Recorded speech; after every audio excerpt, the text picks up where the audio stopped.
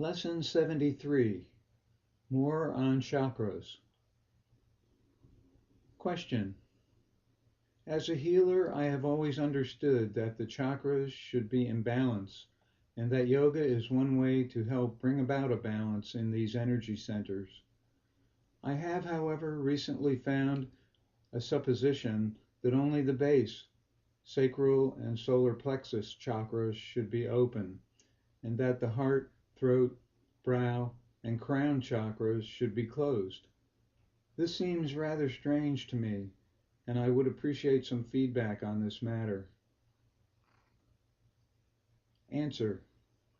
If you go to Lesson 47, Chakras, you will find a review of the approach taken in these lessons in relation to chakras.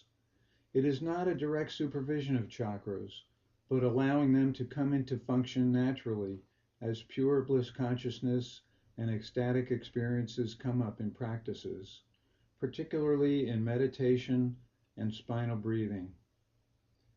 Having said that, all of the practices act either directly or globally on the chakras, but not with attention on the inner mechanics of them. Because of the approach being practices oriented rather than chakra supervision oriented, there has not been much consideration on which chakras should open and which should not. The one exception is the crown, which can lead to problems if opened prematurely, as discussed in the recent lesson on Kundalini symptoms and remedies. There are many unpleasant stories out there on this. Gopi Krishna's book, Kundalini, Evolutionary Energy in Man, many years ago is one example. It is a good book on how to get enlightened the hard way. So the crown is one that we don't want to open too soon, but we do want to open it when appropriate. And the later lessons here deal with that. The supposition you mention about opening the bottom chakras and not the top ones does not seem to be consistent with a balancing of feminine and masculine energies in the body, and not conducive to enlightenment, if that is the goal. It certainly leaves out both meditation and spinal breathing, which both have global effects on the chakras and the sushumna, spinal nerve, in particular going between root and the third eye. It also leaves out Sambhavi at the third eye, and a boatload of further measures we will be covering here, working in the upper body and head. The supposition implies stimulating only the bottom half of the sushumna and chakras, and relying on the energy finding its way upward by itself, with no provision for a downward flow to marry the upward flow. This seems to be a Shakti-only approach. It would certainly avoid the problems at the crown mentioned above, but it avoids, or at least greatly delays, the activation of the entire sushumna.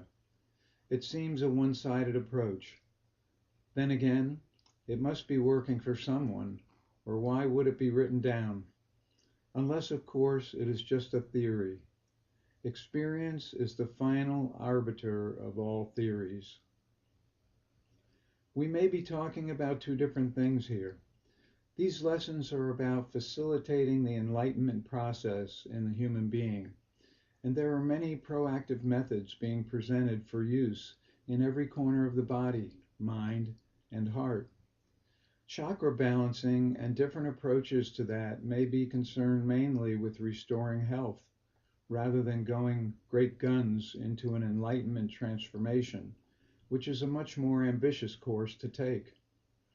Either way, it seems that balancing of feminine and masculine energies would be essential, not to mention bringing up pure bliss consciousness everywhere from within with meditation, which is a prerequisite for both good health and enlightenment.